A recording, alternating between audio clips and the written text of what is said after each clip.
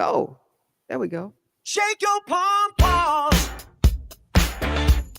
Shake, Woo! shake, shake.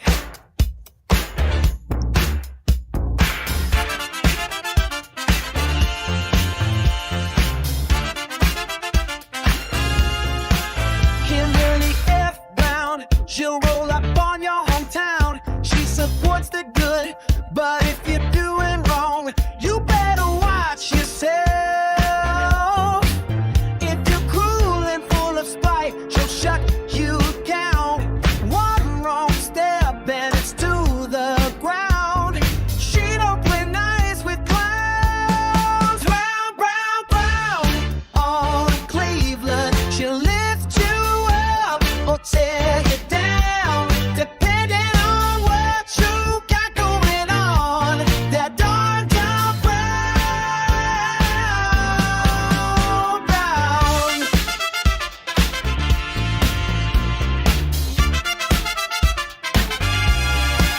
She helps the folks in every way. Her light shines bright like midday. She hates the lies, she seeks the truth. She'll call you out and show the proof. She'll clean the streets, she'll get them right.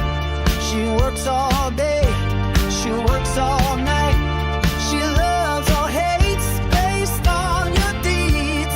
Don't cross her path, don't plant your weeds. Brown, brown, brown on Cleveland, she'll lift you up or tear you down, depending on what you got going on. That darn down Brown.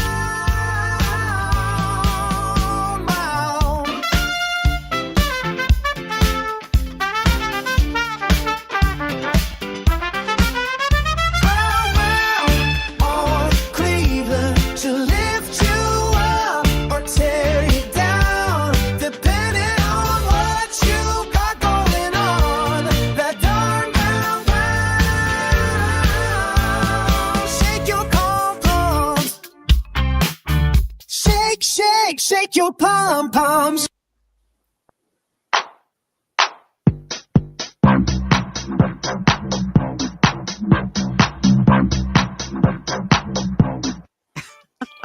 Okay.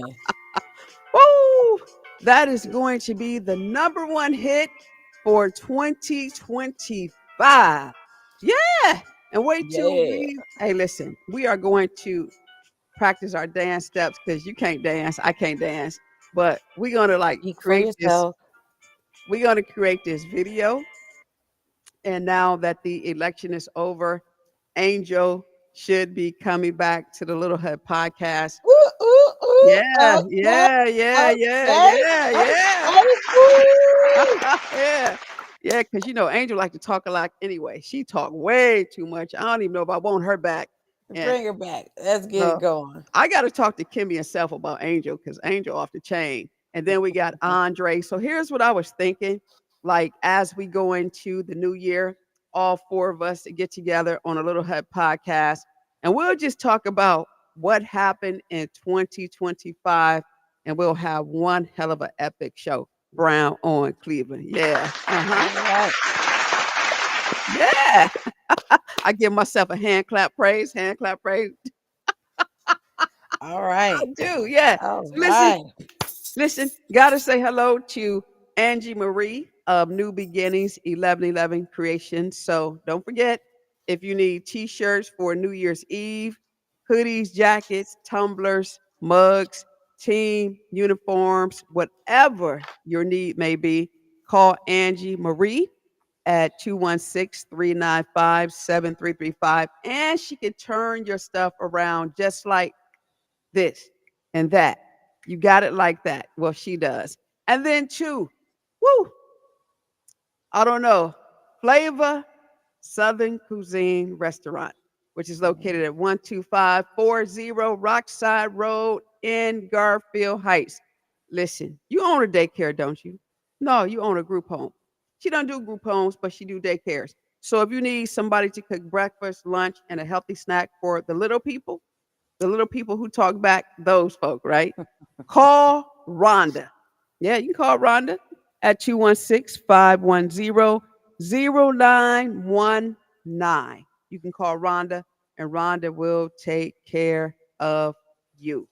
Brown, brown, brown, that damn brown on Cleveland. Go ahead. Yeah. So, listen real quick before we get started tonight, because now that this is the holiday, people are tripping and they're flipping.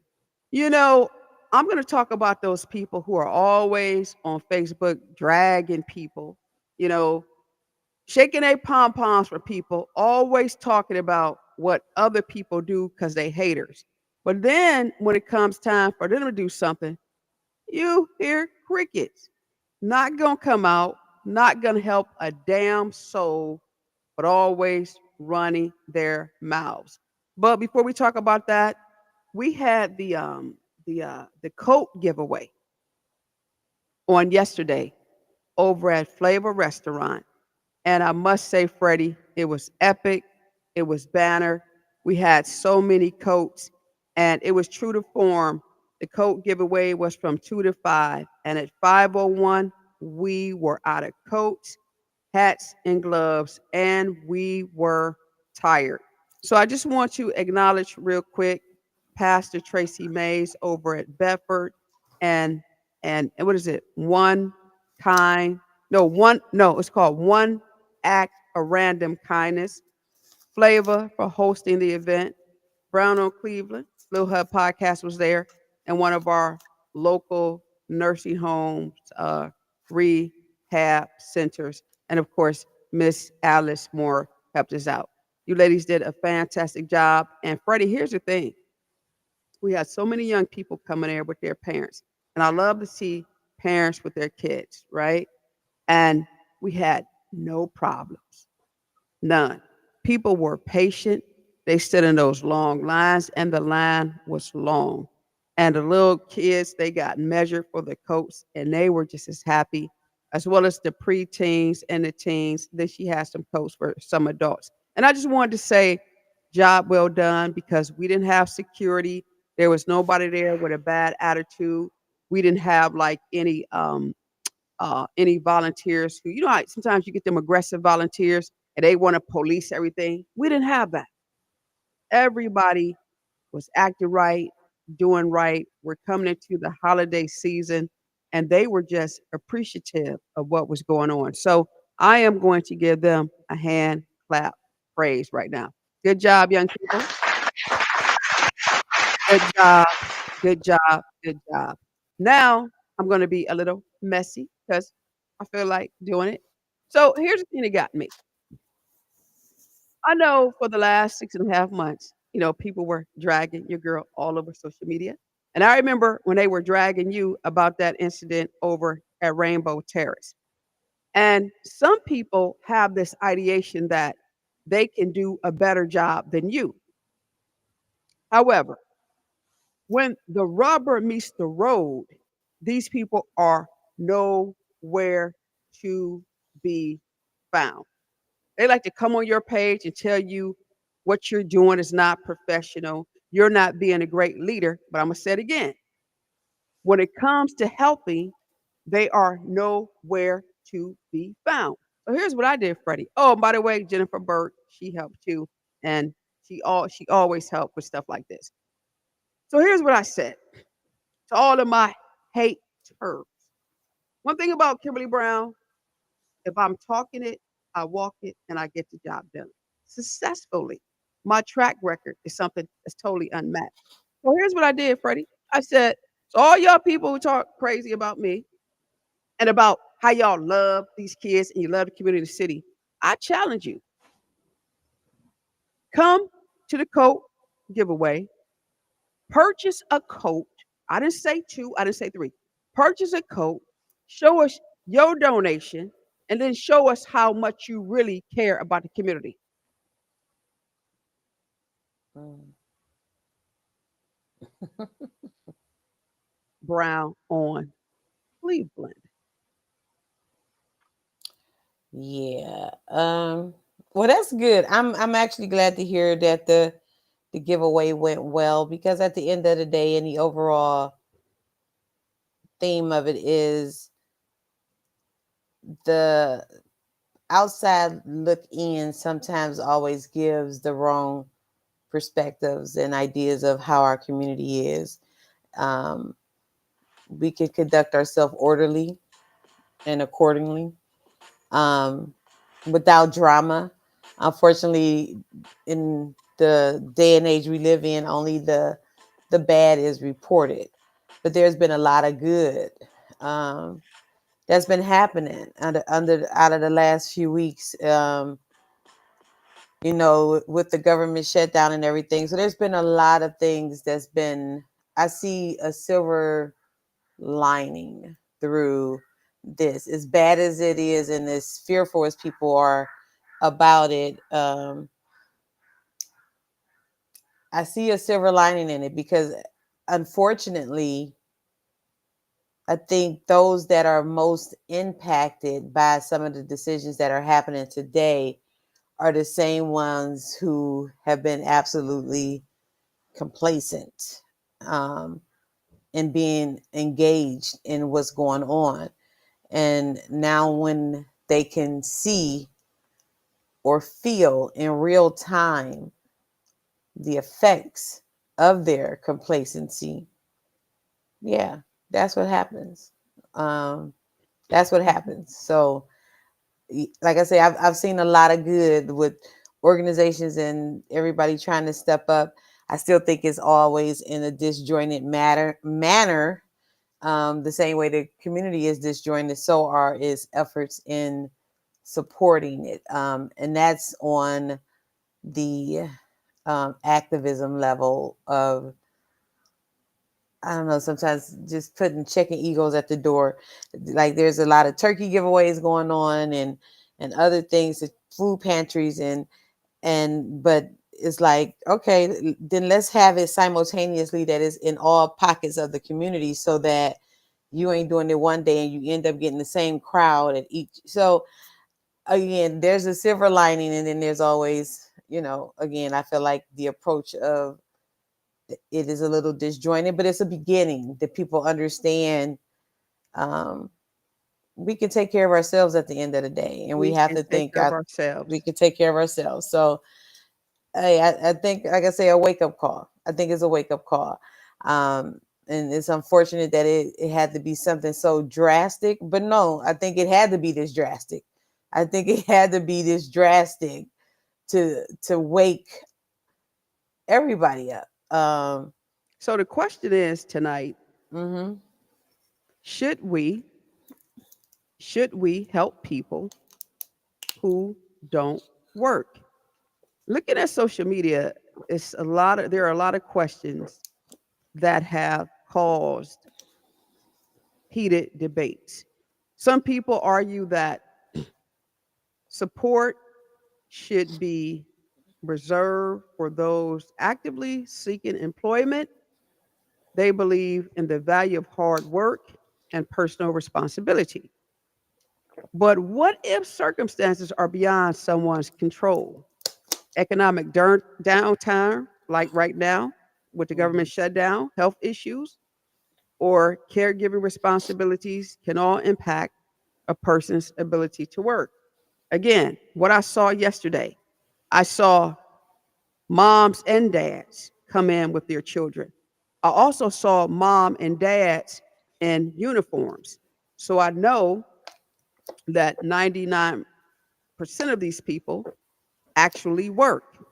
But due to the climate that we live in, everybody needs a little help. So we're not talking about those folk. We're talking about people who absolutely do not work, and those who are said not to contribute to the welfare of the global communities. So people are arguing that helping those who aren't working can foster dependency. They worry that offering assistance might discourage personal initiative. And some people just say those folks are downright damn lazy. I Mm. don't know. This is an argument that is going on, especially during this time. You have organizations now who are planning for a toy drive. Their argument is the naysayers, you get the same families, the young people are a tad bit older. And then you have families who come, and like you said, they go to different centers, different organizations, different groups. They get these toys and then they sell these toys and they make a profit off of somebody or group who's giving. So the question remains, should we help people who don't work? Brown on Cleveland. And the chat is open. So it's a broad statement with a lot of exceptions in between it in regards to helping people that do not work. Um, and and like you say, it's not towards the people that do work that still need assistance. That life situations have put them in a place that they're not able to work. They're even though these may be their cases, people still lump them all in that same category. Um, I've seen the comments online as well during this time. I've seen how, unfortunately, the media skews the the views of it. But so for the people that are able bodied and have no legitimate reason why they are not working, um, absolutely. But even if you are working, like you said, some people still need help because a lot of jobs don't pay a living wage. Um, but for those that have been kind of coasting along since the whole COVID stuff, yeah. But again, like, do I feel like that is where the waste happens or the abuse happens? No. In regards to the monetary dollar amount and the whole bigger picture, nah, there's so much more waste in other areas that people don't even blink at. Money spent, people don't even blink at. So the amount of money that people presume people are just living half the hog off of stamps or Mm-hmm. whatever is not it's not true. It's unfortunate because when I was watching it and they were talking about when they cut the SNAP benefits, and I was watching a particular network and the only people they show were black women. Just that's all they showed. They were They like weren't talking about them crazy videos that people were posting on social media. they're buying, they're getting their hair done, they're getting their nails done. Like I, I, ah, ay, ah. ay, ay, ay, and, ay. and I'm gonna be real transparent here because I can speak of it because I've been in that place. I remember I grew up in the projects. I grew up in poverty, and I definitely remember the grocery stores. You could buy a stroller with stamps. You could buy whatever they had in that store outside of the liquor. You could somehow get with stamps. Um, Yeah. but it was, and my mom worked, and she worked. She worked, but she still needed assistance because she had 5 kids. So, and unfortunately, you people have to barter Yeah. those stamps, and but you're looking at Wait, the wait, you the did say barter and not buy, right? no, not bad, Okay, because you know. don't say that. But Somebody don't that say that. but it's that's the reality. Yeah. That's just the reality of it. But in people just go make a way and find a way. Like when they went from paper stamps to the EBT card, it's everybody figure out a way around everything. So So you have a person go to the grocery store with you, and you put their groceries on the conveyor belt, and you pay for their groceries, and they give you cash. Brown on Cleveland. I mean, yeah. I I'm mean, just saying this is just what people do, but that's the reality. That's the reality of the situations that a lot of people unfortunately don't have it's called living. survival. Yeah, it is. It's like you make do, and they act like these people are getting just thousands of dollars in stamps. They are not. And if you do get a large amount because you have a lot of kids, so you have a But lot of children. but still, here's the thing though. Mm-hmm. That's not necessarily true because let's go to what you said. If you have a lot of kids, then because you get more stamps, that doesn't mean you have more because you have more mouths to feed, right? Mm-hmm. So Yep. it actually complements the young people and the dollars because you still may be short. But the Mm-hmm. biggest argument I keep seeing on the conservative pages of social media is people just need to get a damn job. They need to stop being lazy. We become enablers because we have coat drives. And here's the thing I read today. They knew the winter was coming. Rather than get their hair done and they nails done and they eyebrows done, right? And walk around with them big weaves, they should have been saving their money to buy coats for their children. And then you get this, and we're them damn daddies. you you get a lot. But some Mm-hmm. people actually believe that you should not extend help to people. Why? They says that the help you're offering is not helping because people become dependent on your kindness and they take your kindness for granted. The other thing is this, and this one I will agree with. It says if you care more than the individual you are helping, you're really not helping. It's like, for example, somebody who can work, but they will tell you this: I'm not going to work at McDonald's. Oh, so that simply tells me that you want to be hungry. You're able bodied.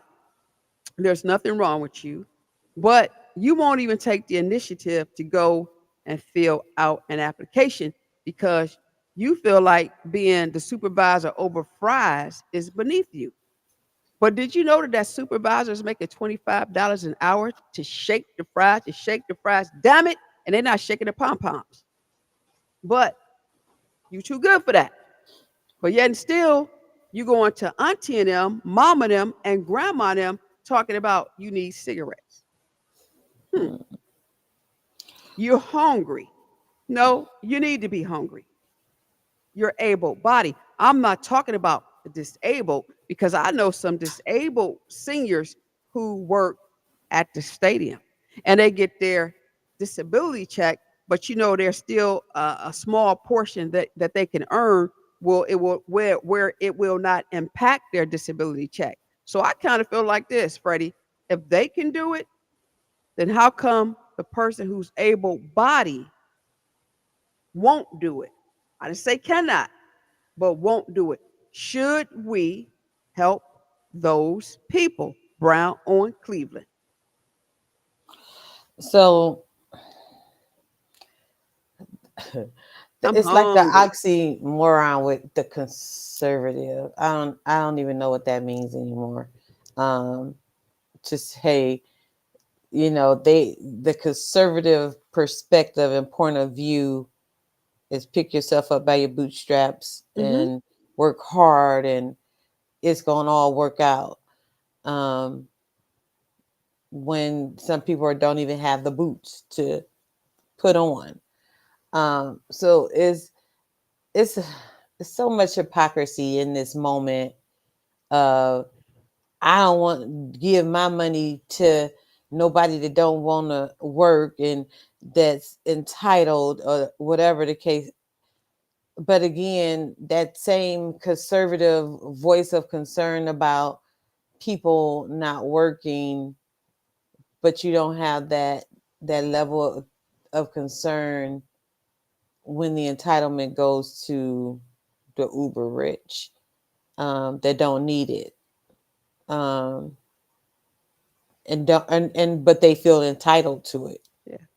um, and that amount of money that they're reaping and benefiting from is such a drop in the bucket for what the conservative side states people are doing. Um, and again, I can speak in a different perspective because I've been there. And when you live in this space of poverty, it is it is almost your norm. Um, the life that exists in that space. Hmm. But I see people every day that are that are trying to work their way out of some of these situations and barriers that they were literally born into. Unfortunately, we can't control the fact that we're born into some dysfunction, into poverty. Um, and again, is a lot of it is self-inflicted, and a lot of it is intentionally and systematically intentional as well. So I don't that argument right now in this moment in regards to people just lazy and don't I definitely agree. There has been this lackadaisical Hmm. approach, especially after COVID when people got all this money and They got the uh money. People went to jail. PPP. Some people mm-hmm. went to jail. Other people are on their way to hell. Either way, Yeah, people are going to jail. and they got lazy and people didn't want to Ah, work. They, lazy. like you said, they too proud to work at a McDonald's. But if you got a mouth to feed, if you got babies or you got whatever, you gonna do whatever you have to do. Hmm. I have worked in factories. I have my first job, of course, was a my first job outside of my summer jobs was a McDonald's. There was no shame in it for me, and none for none of the other people that worked there. But for some reason, fast forward, everybody want to live the love and hip hop lifestyle and ain't got no money and don't want to work for it. It's like, everybody want to Yeah. take off Yeah. running, but don't nobody want to crawl. They don't want to walk. They just want to go to Nope. a full straight sprint and ain't did none of the leg work and feel some kind of way because they ain't living in this alternate reality that truly does not exist. You see it on TV, but that reality that they show you is what they want you to see, and it's not the real world. But that's where No. everybody is living in that space of instant gratification. I want it right now. I don't want to work for it, and Mm-mm. I deserve it without nothing, Why? no work. Because you owe it to me. I'm gonna wrap this thing up, but I saw this video on Facebook. I think last night, night before last, and it was a video of. This is like my second or third time seeing this video, and I meant to capture it and repost it. But the son is telling the mom they live in the projects, and all of his friends are working at this fast food. I think it's McDonald's or Burger King. And he goes to his mom. And he says, "Mom, they're going to hire me. I need you to sign my sheet and just tell them I can work and verify my age. I need my social security card, my birth certificate." The mother tells him no. He says, "Well, mom, all of my friends are working." And she says, "Listen, I'm not going to sign that because if I sign that, you're going to mess up my food stamps." And she says, "My mama lived in the projects. Her mother lived in the projects. Her mother lived in the projects. And damn it, the government is responsible for us. And you're going to live in the projects." I said, "Wow, wow.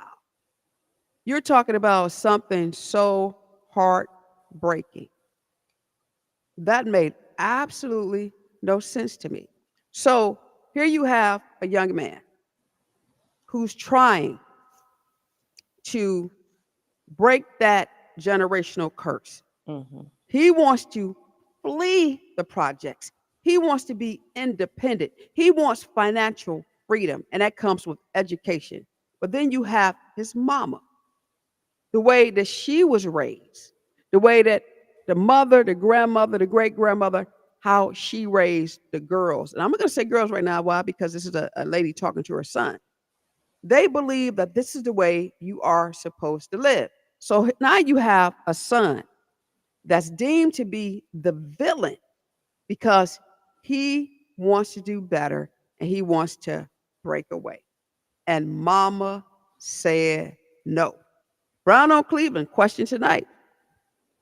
Should we help those who will not help themselves? Great question, because we got Thanksgiving, we have Christmas coming up.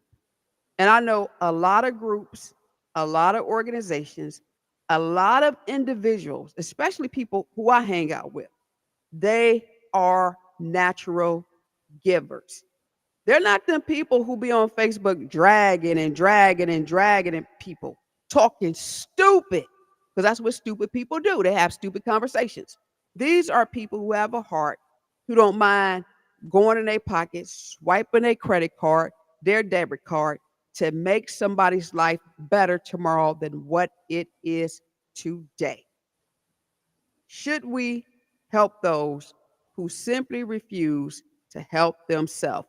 Last words, Freddie, because we got to go. I got a fair tomorrow over. I'm not going to tell y'all where, but I got something I got to do. Brown on Cleveland. Wrap it up, Freddie. All right. Well, again, I'm going to keep saying the silver lining in this whole thing that's going on right now is, one, we can create and shape our own reality. And I think, again, it's a wake-up call. So for those who have been chilling on the sidelines, collecting benefits and choosing not to work, hey, this message is definitely directed at you. So, like I say, live, love, laugh, but try to make a difference along the way and get your ass up. You got to get up, get out, and do something. Don't spend all your time trying to get high. Out of the infamous words of Outkast. Come on, y'all. But listen, I'm going to help until I can't help anymore. However, I'm older and I'm wiser, and just don't try to play me. I give you one or two chances. After that, I am totally done. But as I say, each and every time we do the podcast, I'm tired of people, Freddie, minding my damn business. Mind my business. I'm going to mind your business. Talk about me in private. Y'all know that damn Kim Brown is going to talk about you in public.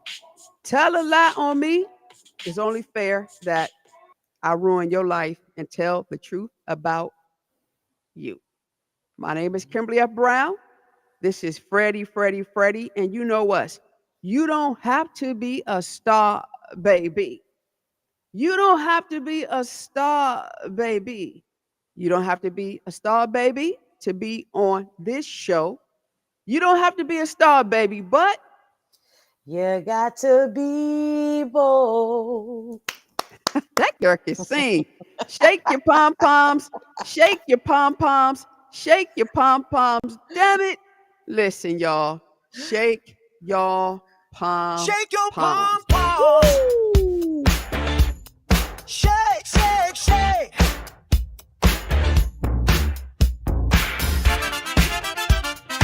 Andre, Angel, Freddie, and Brown. We're coming back for New Year's Eve. She'll roll up on your hometown. She supports the good, but if you're doing wrong, you better watch yourself. If you're cruel and full of spite, she'll shut you down. One wrong step and it's to the I feel like I'm supposed to be on fame or something doing the whole dance.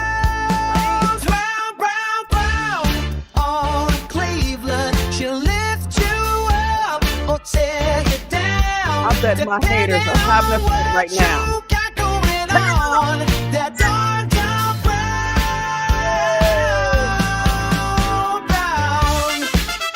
Shake your damn pom poms. Shake your damn pom poms. She gets the folks in every way. Her light shines bright like midday. She hates the lies, she seeks the truth. She'll call you out and show the proof. She'll clean the streets, she'll get them right. She works all day, she works all night. She loves or hates based on your deeds. Don't cross her path, don't plant your weeds. Brown, brown, brown on Cleveland. She'll lift you up or tear you down, depending on what you got going on. That darn down brown, brown.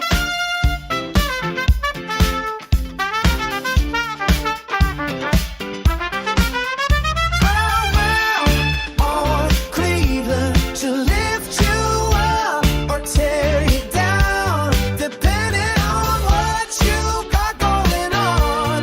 That darn brown, brown. Shake your pom-poms. Shake, shake, shake.